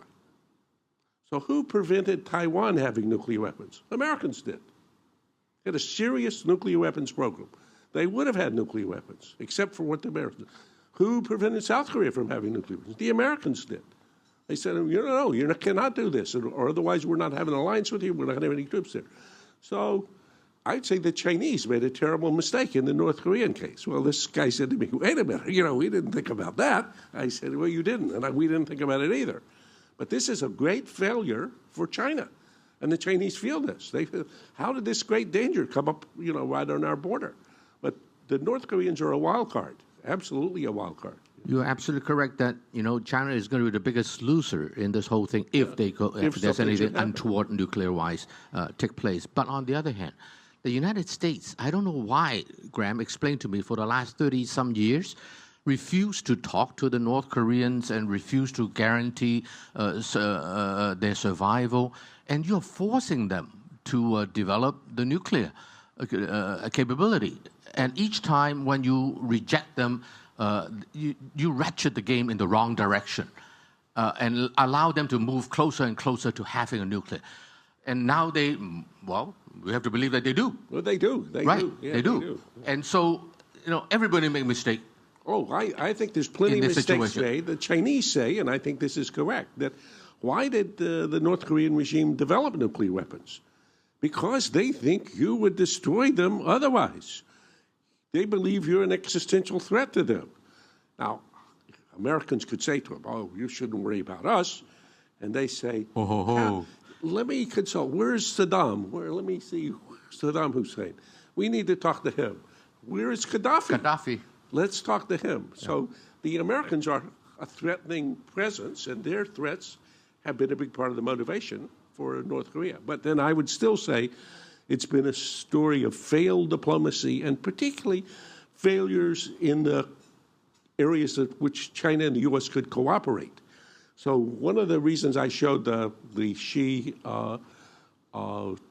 picture is, to the extent China and the U.S. are working together to prevent North Korea's nuclear advance and to begin to roll it back, that's the kind of example in which parties that could not have solved the problem alone find they could solve a problem if they work together. Well, there's a clue there. Can we think of any such other problems? Well, I would think of climate. Trump doesn't like that one, so leave that for the side. So what about even global economic growth? Has global economic growth been greatly enhanced by the global economic system that China and the U.S. have become. Now, does it need to be adjusted? Yes, in substantial way. So there are enough things that I would say you could, in principle, find in which Chinese and American cooperation have been crucial, but the one that looks most promising on the horizon right now is North Korea. Well, time is really passing fast, but I see nobody moving, and we have a hell of a good time here. So I'm going to ask each of them the last question, and then we're going to open to the floor, okay? Yeah. If something untoward happened, what will be the likely worst-case scenario? How bad will it be? Nuclear is perhaps unimaginable. So could it be a limited type of war? What may happen if either side don't get it right?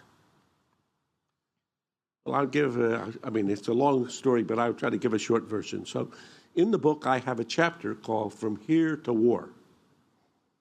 And it says, how could you get from where we are today without stretching, so it doesn't require any magic or otherwise, to a war in which Americans and Chinese are killing each other? And I offer 5 paths. So I would say it's quite possible to imagine a real shooting war between the U.S. and China in which thousands and tens of thousands, even hundreds of thousands of people are killing each other. And short of the use of nuclear weapons. Short of nuclear weapons. But then let that scenario play for a little bit and you ask yourself, okay, so can Xi Jinping lose such a war? Not without losing his position, for sure. So his incentives to escalate are huge. And how would you escalate in such a conflict? So if it was in the South China Sea or on the Korean Peninsula, I mean, this again, we've war-gamed many, many times. So I'm playing the Chinese hand. So I take out satellites that the Americans are dependent on for their intelligence, for their target acquisition, and for their communications. Well, how do you fight a war if you can't talk to your own troops? That's pretty tough. And if you can't see the targets. Similarly, cyber, a whole other dimension of this. So in the American war game, American ships come up, China uses a D-21 or D-26 ground-to-ship missile and can sink a carrier. So 5,000 people die in the carrier. And we, therefore, attack all the missiles on the China mainland that can attack American ships. And we say to the Chinese, notice, this is just a regional war. And they say, I got it. You just attacked the Chinese mainland. The Chinese are not going to do anything to the American mainland? Forget about it. You'll see a significant cyber event. Maybe you just shut down all the electricity grids. Shut down the financial system. See how that works for a day or two or a week. So it's very easy. These are in the book called accelerants that kind of make it slippery to find yourself escalating along such a path if you ever get to the place where people are actually killing each other. Kiril, you have the last word of wisdom for us before we open to everybody. Well, if this escalates, meaning the China-U.S. conflict, other countries are going to have to make a decision. Are they with or without China? Whose side are you on? And there'll be a lot of economic pressure to join a trading bloc, maybe a military bloc.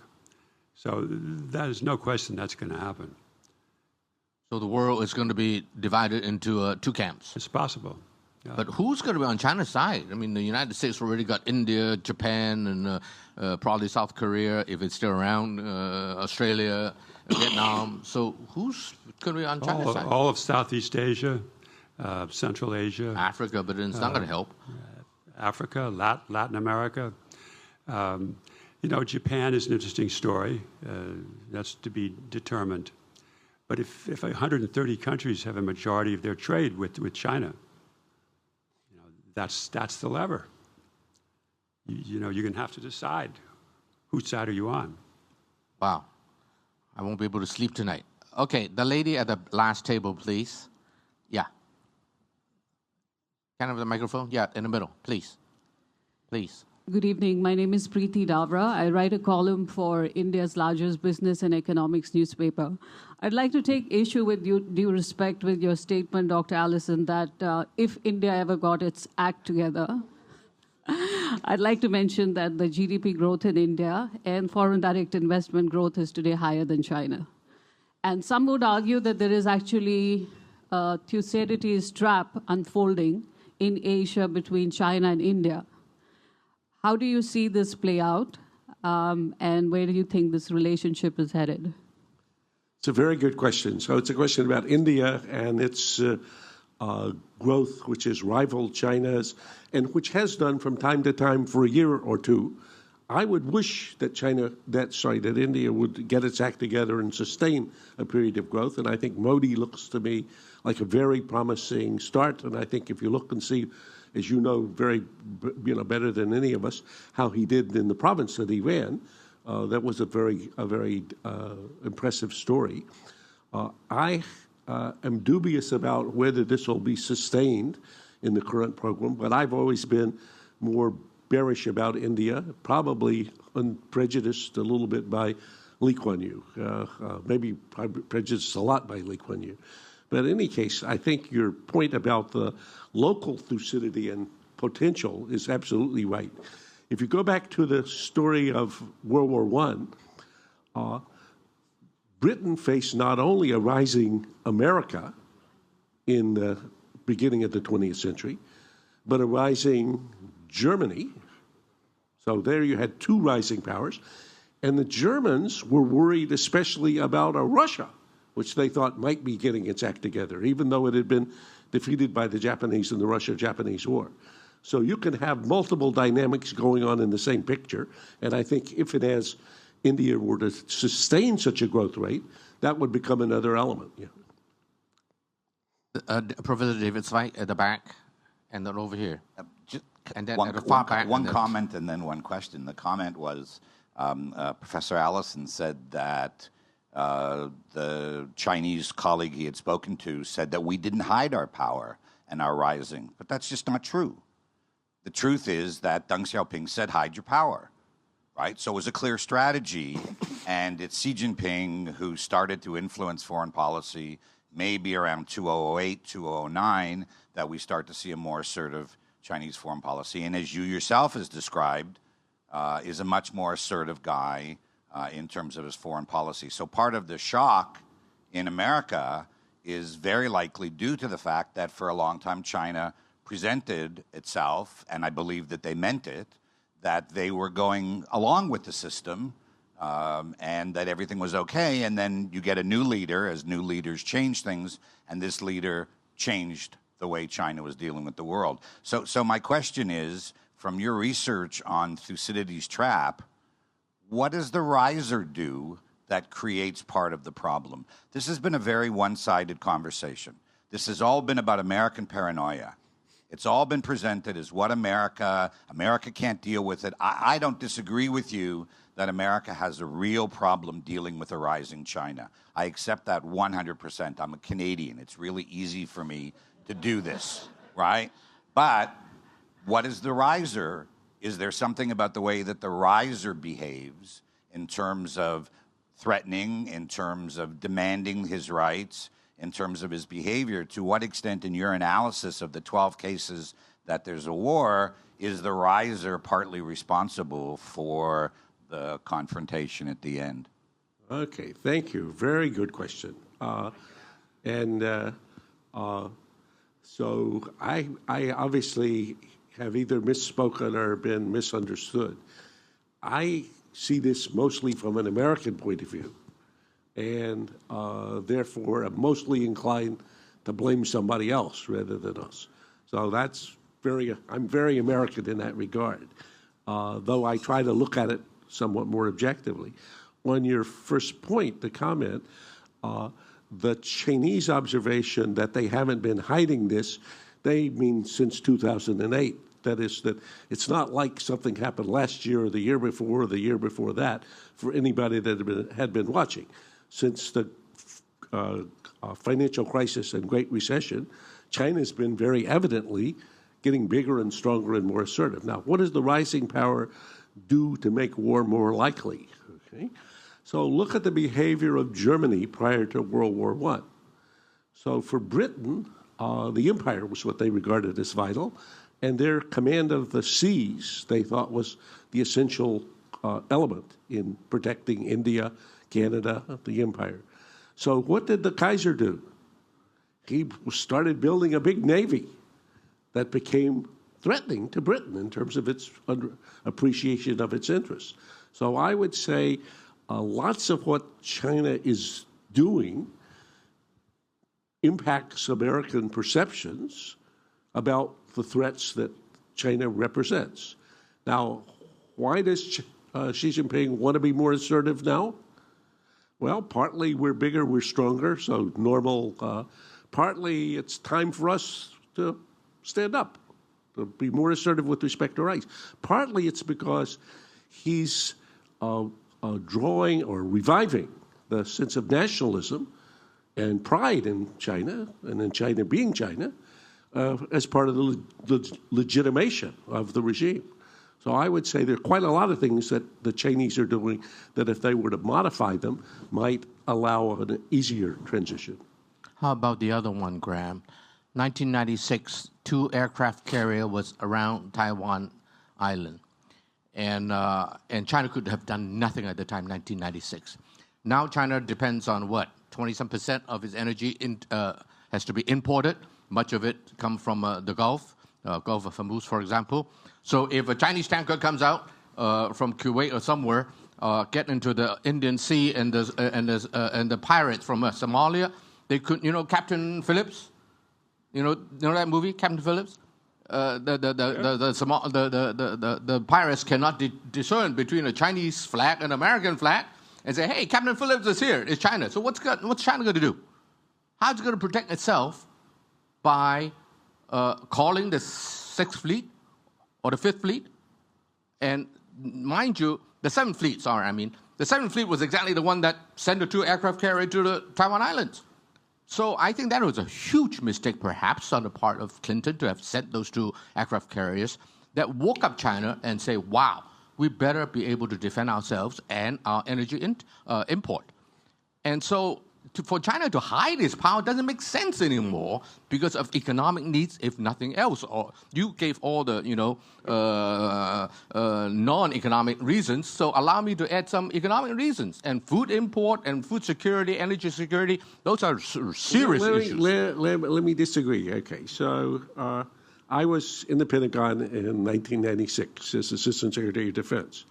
And it is true that we moved up 2 carriers sufficiently to force China to basically back down after it had been bracketing Taiwan with missile tests in order to intimidate them. And it was also the case that the predictable consequence of that was the Chinese military buildup to deny the U.S. the capability to do that again. So what the D-21s and D-26s are primarily about is not having a replay of that scenario. And now, actually, they've succeeded in pushing the American carriers back behind the first island chain. So that part I agree with in terms of the effect. The Chinese, though, and I explain this to Chinese friends,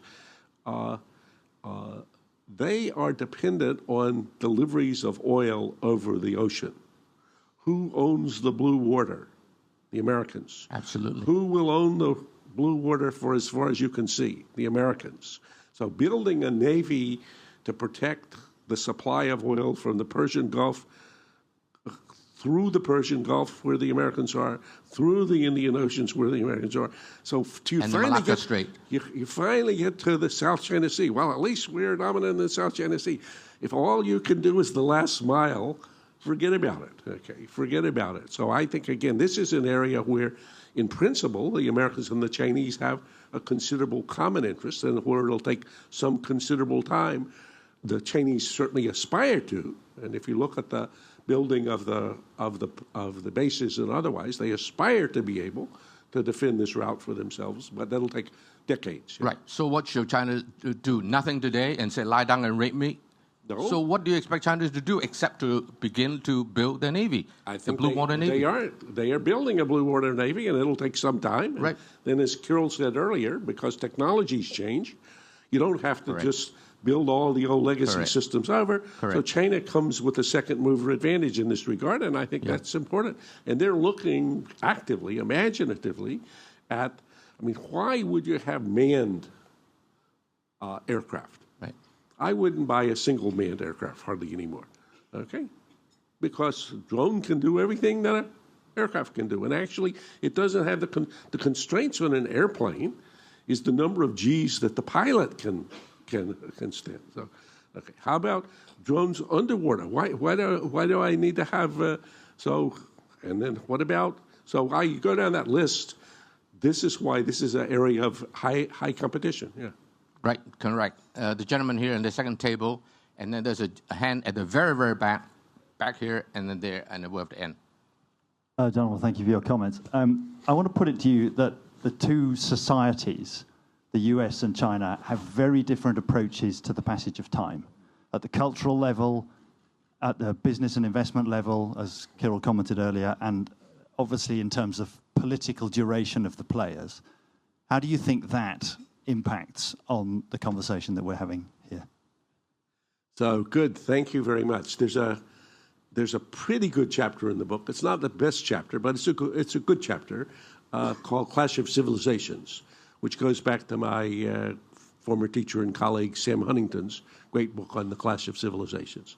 So the idea that Chinese are going to become Americans, which, again, I'm exaggerating, but are essentially Americans, very unlikely.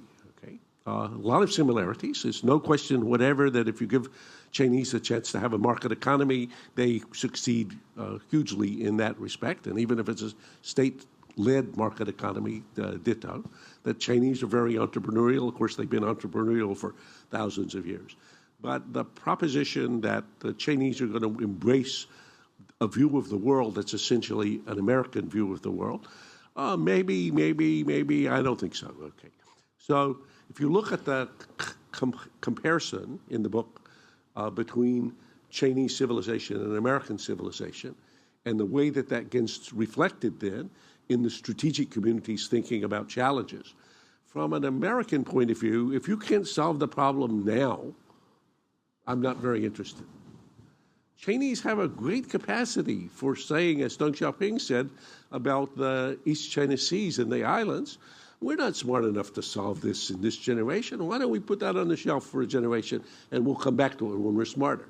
So I would say that we should take advantage of the differences in trying to design potential solutions. The gentleman at the very, very back, last table in the middle, please. And then over here in the front to my right. Recently, I've talked with some diplomats in Singapore. We always say that when Chinese or U.S. scholars or officials met, they usually have a loss in translation. And seems that Asia now lack of world leaders like Lee Kuan Yew and Deng Xiaoping. Is there any hope to find good leaders in Asia talk better with the state and reunited and bring back more communication and engagement? That's an extremely good question. So why was Lee Kuan Yew taken seriously? Not because he came from a big country, he came from a little teeny country. Not because he had any military power, he didn't have any military power. Because of his strategic acumen. Because he was a genuinely strategic thinker. I wrote a book before this book on Lee Kuan Yew called The Grand Master. Lee Kuan Yew's views on everything. It's a terrific book because actually 90% of all the words in the books are Lee Kuan Yew's words. So it basically, we asked him the questions that we thought people should be interested in, and we captured his pearls of wisdom in terms of the answers. So Lee Kuan Yew contributed to the global conversation about what to do and everything, just by virtue of his mind and his insights. So I don't see any reason why. I mean, you could imagine somebody in Hong Kong or in Singapore or in Malaysia or in India or coming to say, we have some ideas, we have some thoughts. and ideas that would be significant because anybody who has seen people in power exercise power, and I've had a good fortune over my career to see presidents for 40 years and to see secretaries of state and secretaries. These people are not different than we are, unfortunately. They have no great insight other than normal human beings. So there's opportunity. Well, let me ask you a question that I asked Dr. Henry Kissinger, your former professor, as well as Helmut Schmidt. I did not have a chance to ask Lee Kuan Yew. Those three men, in my opinion, of the last generation are by far the best. I asked them, who do you see in the horizon anywhere in the world are at the level that is approaching your level? Frankly, both of those two gentlemen didn't give me really satisfactory answers, which means that in their view, they don't see any. You see anybody, Graham, and you see any, Kiril? I asked this question to Lee Kuan Yew, and he said Xi Jinping, this is now before Xi Jinping became famous, he said, watch this man. Really? He said, watch this man. Uh-oh. And wow. So I said, well, what do you see in him? And I have a little description of this in the book. He says, this fellow is not normal. He says look at his biography. Here he is, a kid, princeling. He and his sister, his father, who's a colleague of Mao, gets humiliated and then imprisoned. He and his sister are sent off to the countryside to shovel dung. His sister gets so desperate she commits suicide. He thinks of ending his own life and then decides, screw it, I'm going to become redder than red. That's what he said. And he scrambles his way all the way up to the top to take charge. Lee Kuan Yew said, this man has iron in his soul. That's what he said. What year was it that he said it? I'd have to look back and see, but it's roughly. It could have been just about the time that maybe 12 or sometime like 2012. I have to look. I don't know exactly. Yeah. So 2 or 3 years before he died. Yeah. Okay, Kiril, you see anybody? Do you see anybody? Oh, I would agree with him. Sorry, I would agree with him. Yeah, absolutely. Okay, the gentleman right here. 2 last questions here, and then that table there. Okay. Just out of curiosity, of the 12 times that the rising power has taken on the ruling power, how many times has the rising power won? And out of the 4 times that they haven't taken each other, how many times has the rising power eventually taken over? And is there any inevitability about what's going to happen here? That's a good question to which I should know the answer. I would say check the appendix to the book. But in the case of Germany under Bismarck, a rising power who provoked France into war in order to unify Germany. There's a rising power that rose, fought, succeeded, and it served its purposes. In the case of the U.S., as it rose at the beginning of the 20th century to rival and then surpass Britain, that did not end in war. The U.S. rose. There was an accommodation. Ultimately, indeed, the British were so agile and adaptive and imaginative that the Americans came to see their interests as essentially aligned with the British, so that when World War I came in 1914, the U.S. was immediately the lifeline for Britain, both for supplies and then for finance. And then when we entered the war, we entered as Britain's allies. So those are at least 2 cases to think about. The gentleman here, right. Please, yes. That's the last question, please. Dean Allison, it's wonderful to have you here with us in Hong Kong, and I hope you don't mind if I call you Dean, because when I showed up in Cambridge as a freshman, you were the Dean of the Kennedy School, and I attended many of your lectures, and in that first year got a kind of crash course in the ideas of neo-realism from not only you, but also Samuel Huntington and Bob Cohan and, of course, Joe Nye and others. And I remember going home over the Christmas break, preparing for my finals, and my father asking me what I was learning in Cambridge and telling him about the Peloponnesian Wars. and seeing his face kind of glaze over, there's sort of a pause and saying, when are they going to teach you something useful at Harvard? And, so I first of all want to thank you for making Thucydides great again. But one of the thinkers that was on the syllabus for many years that I was at Harvard, which we haven't really discussed here, is of course Ken Waltz, who is famous for this book, Man, War, and the State, in which he lays out these three different categories of explanations as to why the world erupts into conflict. And he sort of categorically dismisses the first two, that history is not made by great men, and that it's not really about the types of nations, whether they're democracies, whether they have McDonald's or not. It's not these second-order things. What really drives history and global conflict is third-order questions, which is exactly what Thucydides was trying to explain, which is that it's differential growth rates of states that create these conditions that you've described so eloquently in your book. And I'm struck by the fact that, although you're focused on Thucydides, you've said that you're not a fatalist, because Thucydides is in many ways kind of a fatalist. His argument is essentially the pure neo-realist argument that it's only this third category of changing differences in power, and there's no escape really from that trap. That trap creates frictions. You seem to be slightly more optimistic about that, and I'm curious as to know why.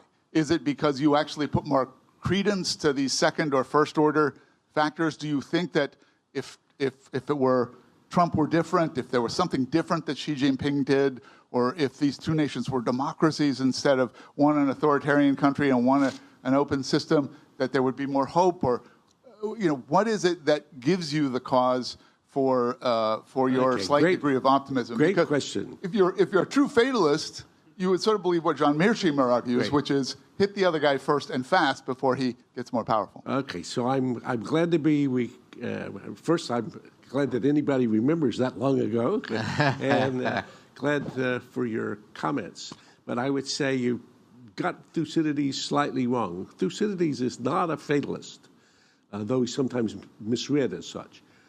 Thucydides is writing in a context in which the rulers of the Rus at the time are fatalists, the playwrights like Sophocles. So they do believe the gods and fate defines your role and all you do is play your role. So Oedipus has no choice. He's going to kill his father and marry his mother and discover he's a monster. That's it. Okay. But Thucydides is looking at this war and thinking, gee, people made mistakes that led us into this war. So he writes in the book, I hope this is a contribution for future statesmen so they can learn from the mistakes that were made so they don't have to repeat these over again. So if you look at what is really motivating him for writing this book, it's not to tell people, life is determined by fate, get used to it. It's instead to say his book is about history understood as the choices human beings make and their consequences, and the possibility of learning from other people's mistakes so you don't have to make those all over again. So that's, as I argue in the book, Santayana then offers his version of that, in which he says, only those who refuse to study history are condemned to repeat it. So I don't think Thucydides is a fatalist, and I certainly am not. Well, the last question goes to Kiril. It is the most important question. Given this troubled world that we're in today, where should I put my money in the next 1 year and in the next 10 years, Kiril? Where are you putting your money? That's a good question. The next year in oil. Oil? Got it? Yeah. Oil. Yeah. Okay. 10 years? 10 years. If we live that long. God willing. Yeah, God willing, exactly. I would have it in emerging markets. Emerging markets. Emerging markets. Where is that? Just Africa? a broad investment in emerging markets. Would China still be an emerging market too? Well, I would include that. I mean, it's not really an emerging market, but yeah. Okay, ladies and gentlemen, living in Hong Kong, you are in.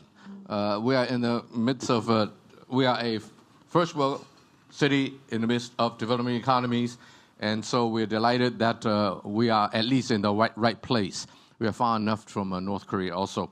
Anyway, I have a book here for the two of them. It is very befitting. We have a show being shown, Robert, Indiana, at our Chantal Miller gallery. It's called Love Long. So while we are worrying about everything, let's love long. Ladies and gentlemen, a round of applause to our two speakers, Graham Allison and Kiril Sokoloff.